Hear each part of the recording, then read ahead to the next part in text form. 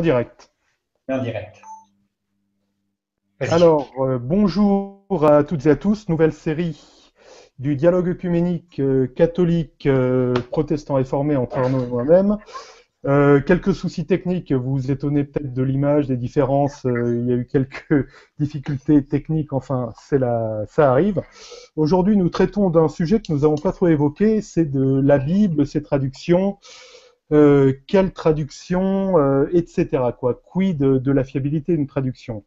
Donc, c'est un thème que j'ai généré. Donc, je vais introduire ma partie, ensuite laisser Arnaud développer et répondre. Alors, quand on évoque les traductions, déjà, bon, faut être bien conscient. C'est une lapalissade de le dire, mais ça va mieux en le disant. On lit, nous, en France, les Bibles en français. Les langues originales sont l'hébreu et le grec. Il peut y avoir des difficultés. Je prends par exemple mon simple cas.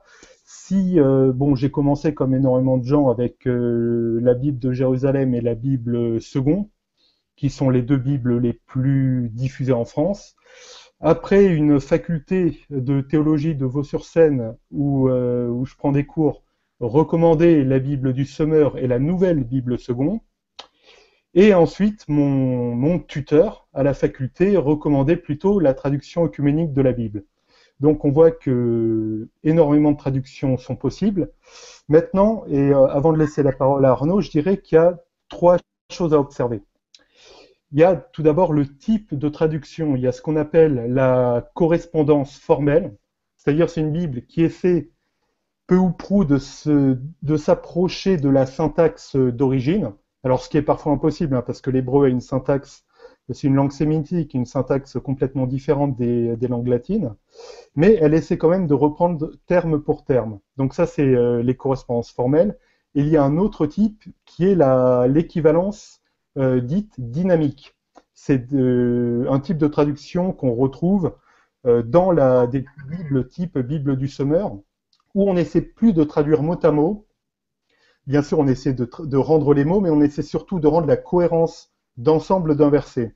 Et enfin, il y a un troisième petit type, je dirais, qui est la traduction en français simplifiée, comme la Bible des peuples pour les catholiques ou comme la Bible Parole de vie pour les protestants. Donc ça, c'est la première chose à faire attention. La deuxième chose, c'est ce qu'on veut dans une Bible. Il y a des Bibles avec notes et des Bibles sans notes et des Bibles d'études. Donc, pour une Bible d'études, il en existe de deux types. Et c'est là où on rentre dans la confession de celui qui va lire la Bible, protestant ou catholique, c'est qu'il y a des Bibles d'études avec des notes dites doctrinales. Donc, par exemple, une Bible protestante qui aura des notes doctrinales protestantes. Et il y a des Bibles avec des notes dites non doctrinales, c'est-à-dire c'est des notes plutôt exégétiques qui vont rendre compte est-ce que un passage donné est présent dans tel ou tel manuscrit, dans les différences éventuelles entre la Septante et le texte massorétique, etc., etc. Donc, alors je parlerai de marques, enfin pas de marques, mais de noms de traduction un peu plus tard, mais avant de focaliser, je dirais que c'est les paramètres importants à prendre en compte et surtout à part la traduction du monde nouveau, je dirais, qui est des témoins de Jéhovah, qui est vraiment, je pense, corrompu, je dirais que toute Bible, la bonne Et Bible, celle-là, c'est celle avec laquelle on est à l'aise. Voilà. Ah, tu l'as? je l'ai. Je l'ai. C'est vrai que c'est. En fait, je vais te montrer. Hein, je n'ai. Tu t'es converti, Arnaud?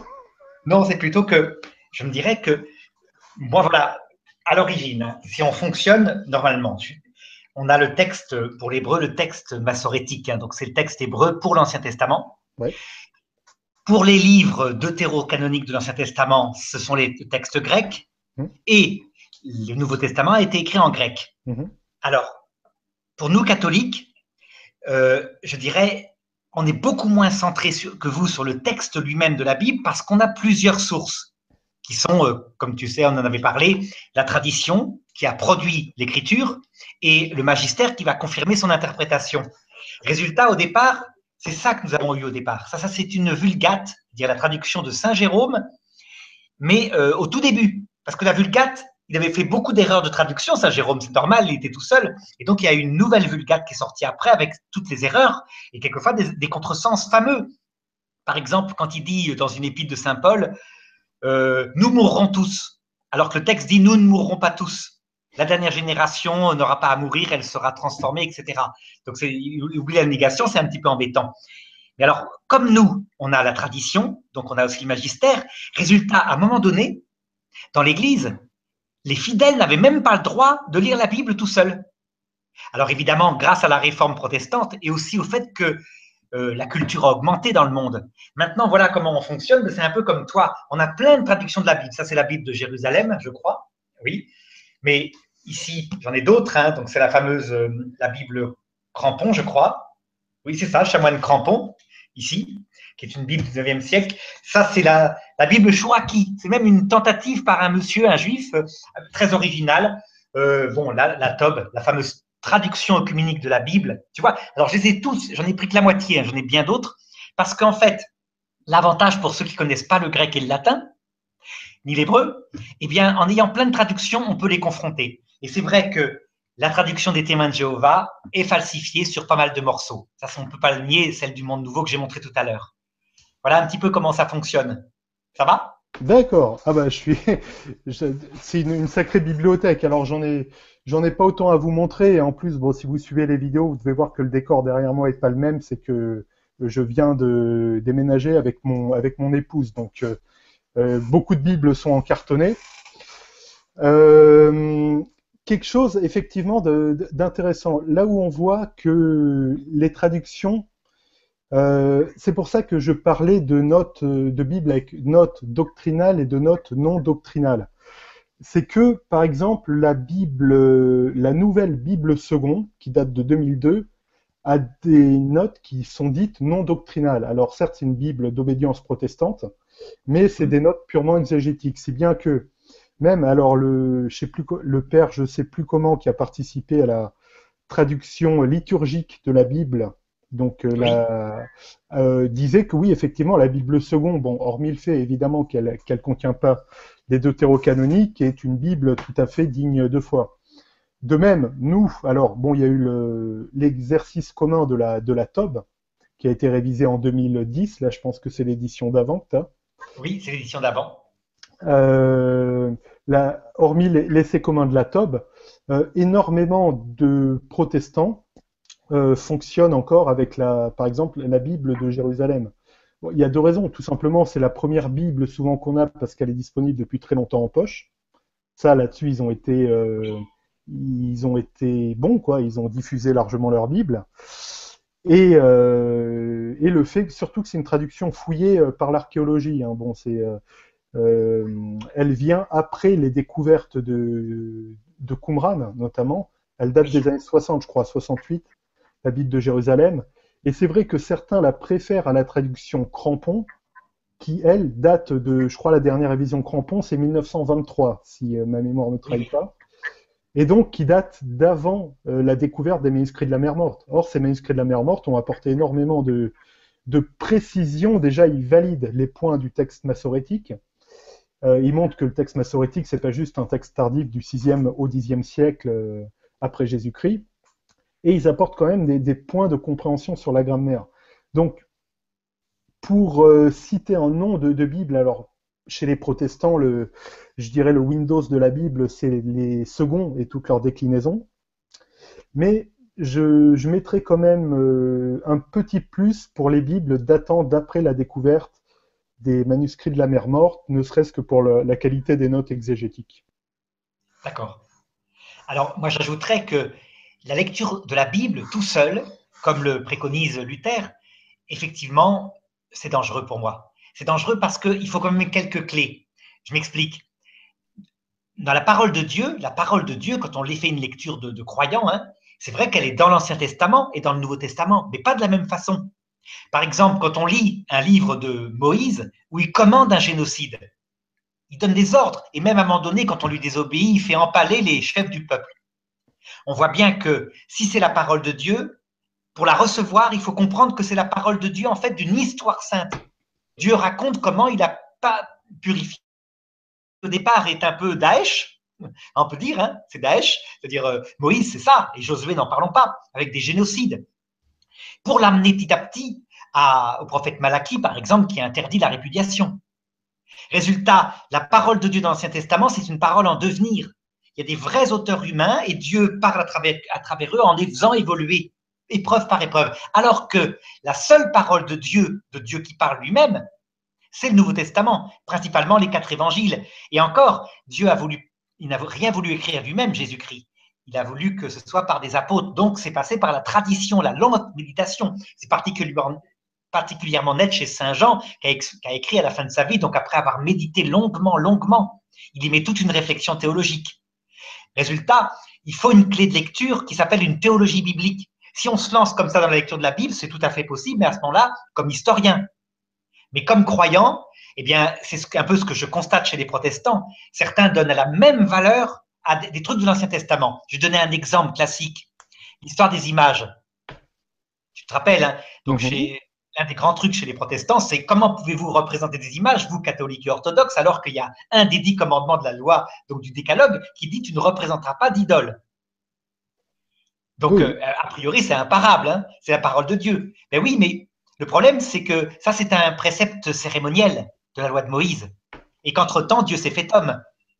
Donc, on voit bien que sans lecture théologique, alors si Dieu s'est fait homme, je pense que Moïse, il aurait attrapé Jésus, il l'aurait zigouillé, vu son commandement. Puisque Jésus disait, je suis l'image de Dieu parfaite. N'est-ce pas?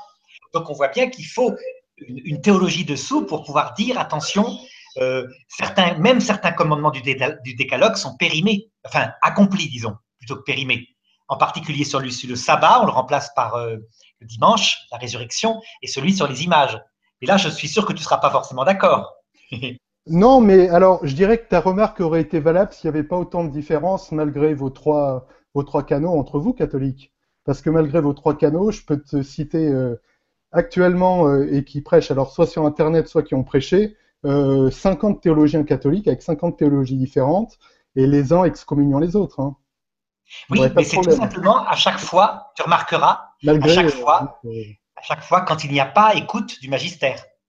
Ah je vais prendre des exemples. Mais ça, c'est ce que tu dis, Arnaud, c'est ce que tu dis toi. Un autre dirait que c'est toi qui écoutes pas le magistère. Et non, puisque regarde, l'abbé Pagès, bien connu sur Internet, oui. Discours sur l'islam, ben, son archevêque lui dit, mais c'est Vatican II le discours sur l'islam officiel. Lui, il veut réduire l'islam à Daesh. Effectivement. Donc, il y a une désobéissance. Je pense l'autre jour à une remarque que me faisait une inspectrice qui me disait que vous êtes dans l'ésotérisme pur. Comment pouvez-vous affirmer au XXIe siècle que la résurrection du Christ, c'est réel et les miracles du Christ? Elle est évidemment en rupture avec le magistère. Et pourtant, c'est une inspectrice de religion catholique. Tu vois, je pense qu'il vaut mieux être dans ce cas-là protestant. Ah, est-ce qu'il vaut mieux? On est sorti complètement de la foi. Donc, tu vois, il y a 50 théologiens, mais là où est l'écoute du magistère, il y a des dialogues et une unité. Oui, mais il y en a. Mais je le constate, Arnaud, j'ai lu des forums catholiques, alors je m'y suis pas inscrit, mais j'ai bien lu. Il y en a qui disent non, c'est toi qui suis pas le magistère, l'autre non, c'est toi. En fait, ça ne règle. Certes, le champ est peut-être un peu plus réduit, mais ça règle pas plus la question de l'unité sur une même doctrine. Hein. Enfin. Absolument. Hein. Seulement, moi je constate par exemple avec le discours du pape François sur la pastorale, c'est plutôt des gens qui disent le pape François n'est plus un pape. Ils diront pas tu ne suis pas le magistère parce que les textes du pape François sont clairs, mais ils diront il n'est plus un pape. Ah ben s'ils disent ça, ils sont plus catholiques romains. Vu que par c'est ça le problème. Vu qu'il a été ordonné par. Enfin, il a été ordonné selon votre code canonique. Donc. Et oui, on entend très peu des gens qui disent tu ne suis pas le magistère. En général, les textes sont tellement clairs que c'est plutôt il n'est pas pape. Ou alors c'est un document, par exemple, c'est ce que disent les intégristes sur Vatican II, c'est un document qui n'engage pas le magistère. C'est un document pastoral Vatican II. Ouais, c'est vrai que là-dessus, il y a. Bon, enfin. Après, ça c'est. Mais pour revenir au point, comment dire, au point sur la lecture et la dangerosité d'une lecture, bon, disons un chrétien, il a les 2 testaments, enfin il a les 2 alliances, donc partant de là et pour voir des appels au meurtre dans le Nouveau Testament, faut vraiment se lever tôt. Hein. Si, il y en a un, mais c'est une parabole de Jésus. Oui, c'est la parabole. C'est le fameux tuez-les, amenez-les devant moi et tuez-les. mais Oui, qui est vraiment une parabole. D'ailleurs, après, il est dit que Jésus repart, et voilà. tout à fait. Donc après, les différences, oui, et ça, bon, de toute façon, quand on avait fait c'est une des premières vidéos qu'on a réalisées, c'était sur la théologie fondamentale qui fondait notre foi. Donc vous avec la tradition, le magistère et l'écriture, et nous avec l'écriture seule. Effectivement, j'avais reconnu effectivement que le spectre chez nous protestants est plus large, du fait que n'ayant que la Bible comme support matériel, je dirais. Après, il y a l'esprit, mais ça c'est encore autre chose. Mais n'ayant que la Bible, effectivement, le spectre est plus large et entre deux versets. Par exemple, et pour en revenir aux traductions de la Bible, il y a ce sur quoi j'avais réagi sur Facebook hier sur le Magnificat. Donc, Oui, effectivement, et là, c'est là où on voit les différences de traduction. Parce que pour rendre cette histoire de grâce, c'est kekaritomen chez Luc, donc qui veut plus dire une grâce t'a été donnée, et c'est pleres carito au sujet de la parole qui a été faite pleine de grâce dans l'évangile selon Jean. Donc, effectivement, une traduction purement protestante dans Luc rendra une grâce t'a été donnée. Une traduction purement catholique rendra plutôt pleine de grâce. Mais bon, à mon sens, c'est un peu forcé. Et tu as donné toi-même, je l'ai plus sous les yeux, la traduction de la Tobe, qui se situe un peu entre les deux. oui. Elle dit pas pleine de grâce, mais elle dit pas simplement que c'est une grâce qui a été donnée. Elle navigue un peu entre, elle est œcuménique, quoi. Tout à fait. C'est pour ça que chez nous, ça n'est pas tellement gênant, puisque nous sommes toujours liés à la tradition des apôtres et des pères qui, dès le début de l'Église, ont élaboré une grande place à Marie. Hein. Voilà, effectivement. Hein. C'est très curieux d'ailleurs, pour te dire un peu, Julien, à propos de cette pleine de grâce, donc qui réfère par exemple à l'Immaculée Conception. Les fidèles y ont toujours cru, et les grands théologiens catholiques l'ont toujours rejeté. Saint Thomas d'Aquin n'y croit pas. Saint Augustin le rejette en disant si elle est Immaculée Conception, elle n'est pas sauvée. Or, tout homme est sauvé. Il a fallu Duns Scott, un petit théologien, pour dire mais non, il l'a sauvée par avance. Et ce qui est curieux pour te montrer à quel point les fidèles ont toujours gardé cette idée de Marie pleine de grâce, c'est que les musulmans y croient. Ah, Les musulmans qui sont comment dirais-je, des gens qui ont pris des éléments chrétiens et des éléments juifs, eh bien, font de Marie quelqu'un qui est sans péché. Donc, tu vois un petit peu la difficulté. alors c'est marrant parce que non, mais bon, on a déjà discuté de cette histoire de Marie, enfin de cette histoire de pleine de grâce. Bon, ce qui est marrant d'ailleurs, c'est que elle est pour vous, donc du coup, elle est presque prédestinée à la grâce. Euh, Avant sa naissance, oui. Sauf qu'elle elle accepte à un moment donné, hein, c'est un acte libre. Mais disons qu'elle est choisie évidemment avant sa naissance, un peu comme les prophètes, si elle est Immaculée Conception. Mais ça, ce n'est pas dans l'Écriture, effectivement. L'Immaculée Conception en tant que telle n'est pas dans l'Écriture. Je t'ai dit, c'est même un dogme tardif, mais une croyance dans la tradition. un dogme. Alors dogme tardif, bon, on n'a pas, voilà. Comme je disais, après il y a différentes manières de discuter. Bon, je dirais que c'est bien passé parce que, comment dire, euh, comme on disait, hein, sur notamment certaines branches très radicales de part et d'autre d'ailleurs, où c'est vraiment les catholiques au bûcher d'un côté et les protestants au bûcher de l'autre. Hein. Mais on n'est pas du tout donc dans cette approche et surtout pas. Donc c'est vrai que Marie, bon, on la reconnaît, enfin on la reconnaît comme quoi, comme celle qui a mis au monde Jésus. Point. Donc on prend acte effectivement que c'est quelque chose qui nous différencie assez clairement sur la doctrine et justement lié au texte. Parce que et ça c'est étonnant. Parce que une personne catholique avec laquelle je discutais, bon très gentille, hein, qui est vraiment elle a une grande foi, vraiment grande foi en notre Seigneur Jésus, mais alors elle va peut-être devenir protestante d'ailleurs, mais elle est tombée des nues vraiment. Bon, elle a l'argument de la tradition, etc. Mais elle est tombée des nues quand je lui ai dit que Marie n'était pas du tout citée dans les lettres de Paul. Oui, tout à fait. Elle n'est pas du Il tout n'y a citée. même pas une allusion, même pas une vague allusion. Même pas une vague allusion. Alors bon. Par contre, elle est citée profondément dans le testament de Jésus. C'est-à-dire le testament de Jésus ultime de Dieu fait homme sur la croix devient chez les protestants une parole humaine où il dit à Marie, à Jean, occupe-toi de maman, quoi. Non, tu caricatures ce qu'on en pense. Enfin, peut-être pas toi, mais habituellement, hein, alors que nous, on le prend comme une parole de Dieu qui dit aux disciples que Jésus aimait, voici ton fils. Puis, ce disciple a fait sienne. Et donc, on le prend vraiment au sens fort, comme une parole divine, mais effectivement réservée. Je veux dire, tous les chrétiens ne vont pas la suivre, parce que ce n'est pas absolument nécessaire. Le seul rédempteur, c'est Jésus. Hein, Marie, c'est la communion des saints accomplie. C'est vraiment quelque chose qui donne comme une tendresse à cette foi. Sinon, elle serait masculine essentiellement. Jésus étant Dieu s'est fait homme. Ça montre bien que l'écriture, en tant que telle, ne peut pas être séparée d'une tradition qui l'interprète. Non, et ça, bon, après, ça ne peut pas être séparé d'une tradition. Après, il y a différentes manières de voir, justement. Je sais que certains croyants sont des croyants dits stressés. En gros, ils supportent pas la question. Il faut des réponses à tout. Ce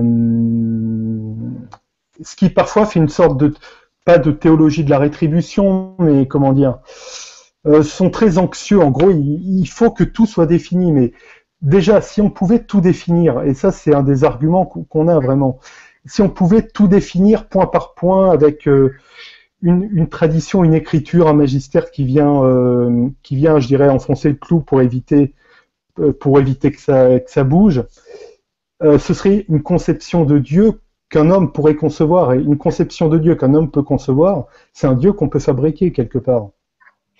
C'est plus un Dieu transcendant. Objection. Quand Jésus dit « L'Esprit Saint vous conduira à la vérité tout entière », et quand il dit à Abraham « Vais-je cacher à mon ami ce que je vais faire ?» on pourrait dire que le propre de la religion chrétienne, c'est que Jésus donne les réponses à tout concernant ce qui est essentiel pour le salut. Je ne parle pas de la physique nucléaire, évidemment. Oui, mais ça, il est même. Oui, évidemment. Pour le salut, d'accord. Pour le salut, ok. Mais je veux dire, moi, je me méfierais vraiment de quelqu'un qui arrive avec une définition claire et parfaite de ce qu'est Dieu, quoi. Oui, je comprends. C'est tellement. C'est impossible, mais on sait très bien, nous parlons par analogie. N'empêche que les premiers conciles, qui avaient la même valeur que l'écriture aux yeux des premiers chrétiens, qui ont défini la Trinité dans des concepts de la philosophie grecque, ce qui fait l'unité fondamentale avec les protestants, c'est ça, c'est le fait que vous avez gardé les 6 premiers conciles. Sinon, même le 7e finalement qui pose problème. Oui, c'est le 7e. Oui, et finalement, comment dirais-je, c'est un effort humain, c'est vrai, porté par l'Esprit Saint, mais s'il n'y a que l'écriture, quand on discute avec les musulmans qui n'ont aucune tradition conciliaire, on voit bien, ils mettent des textes en avant, d'autres, ils opposent, ils font des choix, enfin, comme au début de l'Église. D'ailleurs, on voit que l'Église d'Orient, elle est si divisée parce que c'est des traces de ces discussions du début. Alors que l'Église Occident, elle a reçu les conciles, donc elle n'a pas eu de débat là-dessus, elle est beaucoup plus unie. Unis, bon, après. Sur ces points-là, unis sur ces points-là. Ah oui, d'accord. Dire qu'il n'y a pas d'église en Occident, à part les témoins de Jéhovah, que c'est tout récent, qui sont anti-trinitaires et qui refusent la divinité du Christ. En Orient, tu as vu les discussions qu'on a avec l'église éthiopienne. Eux, c'est carrément la loi juive qu'il faut garder. Ça veut dire qu'en gros, si tu fais de la musique dans une église avec autre chose que les instruments du roi David, tu vas aller en enfer.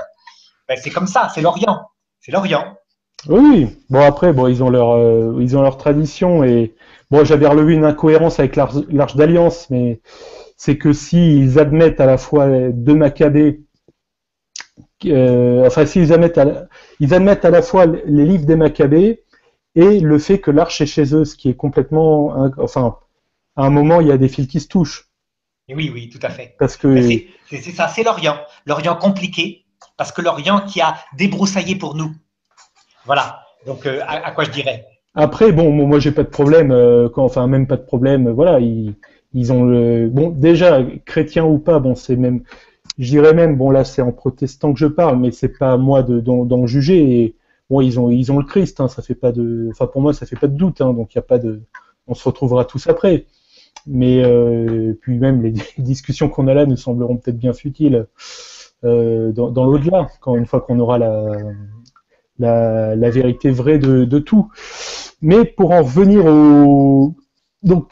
à la Bible, alors effectivement, il y a une part de tradition, mais comme j'avais dit, elle a été écrite postérieurement à la première tradition, donc on peut quand même considérer qu'elle tient compte des premières traditions, déjà intrinsèquement, je veux dire. Après, effectivement, on rejette, bon là je vais réaffirmer, parce que ça se trouve, certains c'est la première vidéo qu'ils vont voir de notre dialogue, mais que quand on dit les protestants rejettent la tradition, je dis vrai et faux. C'est vrai dans le sens où on la rejette en tant qu'autorité. Pour nous, c'est sola scriptura, ça reste comme ça. En revanche, on ne la rejette pas en tant qu'avis de théologien. Lisez, donc toujours l'exemple que je cite, mais Augustin est cité 1500 fois dans l'institution de la religion chrétienne. C'est la somme de théologie de Calvin. Et ça veut dire qu'il est cité à chaque page. Et d'ailleurs très augustinien, hein, Calvin est très thomiste dans sa conception. Donc pour nous, dire qu'on rejette la tradition, c'est faux dans le sens où on prend l'avis des théologiens, qui ont été Chrysostome, qui ont été Augustin, qui ont été plus tard du temps des grandes sommes de théologie du Moyen-Âge, mais on la rejette dans le sens où elle n'est pas autorité. Elle est avis de théologien, mais non autorité. Et tu vois, c'est là où on voit la plénitude, si on pourrait dire, c'est que chez nous, les théologiens sont des avis aussi. C'est les théologiens ratifiés par le magistère qui deviennent une autorité infaillible, avec même valeur que l'écriture, et encore peut-être plus, parce que quand l'écriture, la tradition et le magistère sont ensemble, on a la plénitude des canaux de la révélation pour atteindre à la vérité intellectuelle, hein, parce que la vérité, c'est d'abord le cœur, c'est la présence de l'Esprit Saint, on est bien d'accord. Tu vois un petit peu, dire que la tradition, on le voit bien chez les orthodoxes, ils n'ont que la tradition, plus l'écriture, ils n'arrivent pas à faire un seul concile. Ils ont essayé de le faire il y a un mois, ça a craqué tout de suite. Parce qu'il suffisait qu'une église soit pas d'accord et puis ils arrivent à rien. Et du coup, ils ont la tradition, je dirais même chez nos frères orthodoxes, ils ont les traditions. C'est très vaste. Enfin, oui, voilà. Si on considère toutes les églises d'Orient, c'est une grande tradition des églises anciennes. Hein, mais sur l'écriture, alors d'ailleurs question. Donc je suis allé sur le site du Vatican effectivement, et donc bon il y a alors d'ailleurs faut qu'ils améliorent un truc, c'est qu'il n'y a pas la traduction de la Vulgate en français, elle est en italien, en allemand je crois, mais il y a la Vulgate. Est-ce que vous avez, donc c'est une question rhétorique parce que j'ai la réponse, mais je pense que les gens seront intéressés par la réponse, est-ce que a été déterminée une version, je dirais, enfin pas officielle, mais jugée comme parfaite, une traduction jugée de la Vulgate en latin, du texte latin, oui, mais qui a été changé par la suite. Ça veut dire que ça se fait avec souplesse. Il y a une Vulgate ancienne, comme je t'ai dit, il y a une nouvelle Vulgate, et puis il y a eu encore des améliorations.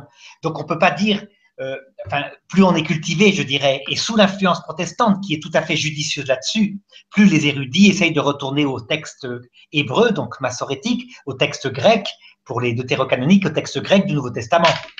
C'est clair. Voilà. Une traduction, ça reste tout de même une traduction, même en latin. Oui, tout à fait. De toute façon, pour en revenir donc aux critères, alors j'avais donc dit ces choix de traduction hein, qui sont l'équivalence formelle et l'équivalence dynamique, qui est plus souple, et c'est marrant parce que tu as montré dans tes Bibles la Bible Chouraki. Alors, oui. Il faut savoir que même chez les apprentis théologiens protestants, c'était une traduction qui était assez prisée parce que très littérale. Alors elle peut dérouter, hein, notamment, je vous invite à lire le Notre Père dans la version Chouraki ou le début de la Genèse, ça décoiffe. Mais elle était prisée dans le sens où elle permettait déjà de comparer les versions. Je te rejoins en revanche sur le fait de comparer les versions. Oui. C'est toujours bien. En revanche, maintenant où très facilement on peut avoir accès à ce qu'on appelle des dictionnaires Strong, c'est-à-dire des numéros qui donnent précisément les traductions en translittération, il n'y a même pas besoin de savoir lire l'hébreu oui. ni le grec, je dirais que la Bible Chouraki, alors ça reste un folklore, je dirais, qui est très plaisant à lire, mais passe dans le domaine, passe dans le domaine du passé, pardon pour cette redondance, mais vous voyez ce que je veux dire, quoi. Et donc, nous, alors, pour fonder une Bible, je crois qu'à peu près tout le monde est d'accord pour dire que le texte clé de l'Ancien Testament, c'est le texte massorétique, dont maintenant, par Qumran, on sait que la transmission est bonne. Après, j'avoue que j'aime bien, là, je reprends l'avis de personnes m'ayant formé, mais en faisant la synthèse, j'aime bien qu'il y ait une once de texte majoritaire dit byzantin dans le Nouveau Testament, parce que certes, il est plus tardif que les Sinaiticus et Vaticanus, en revanche, il est beaucoup plus diffusé. Il a été beaucoup plus diffusé dans les premiers siècles de l'ère chrétienne. Et en ce sens, les Bibles second, bon, j'avais dit que je lâcherais un terme, mais la Bible second 21, avec ses notes de référence, ses 23 000 notes, il y a 30 000 versets, un peu plus dans la Bible. La Bible second 21 a 23 000 notes non doctrinales. Donc c'est plutôt une Bible adulte, je dirais. Faut pas, elle ne dit pas, voilà. Mais elle dit à chaque fois, elle précise pour chaque verset les différences s'il y en a entre tous les manuscrits. Voilà ce que je pouvais dire sur une bonne Bible. Ça va. Une bonne traduction, pardon. Oui, ben on est globalement d'accord, hein, voilà. Et je dirais, finalement, on en revient à la chose, la Bible de Jérusalem est peut-être pour la meilleure. Enfin, moi, je le pense aussi, comme toi. Enfin, en tout cas, la plus, celle qu'on a dans la tête. Voilà, celle qu'on a dans la tête, avec une jolie traduction et très peu d'erreurs. Voilà. Ah, j'ai dit Ségon 21. Bon, j'ai prêché pour ma paroisse, hein. Mais Oui, le second est très bien, oui. effectivement, Bible de Jérusalem, la Bible de Jérusalem, oui, bah, elle a plus à faire ses preuves et surtout elle sonne bien. Enfin, on est habitué à j'irais presque à sa musique. Donc voilà. Tout à fait. Ok. Ben voilà, on a tout dit. Je crois que merci, Julien. Ouais. Merci. Merci. Pour cette vidéo. Salut. Au revoir. Au revoir, Julien.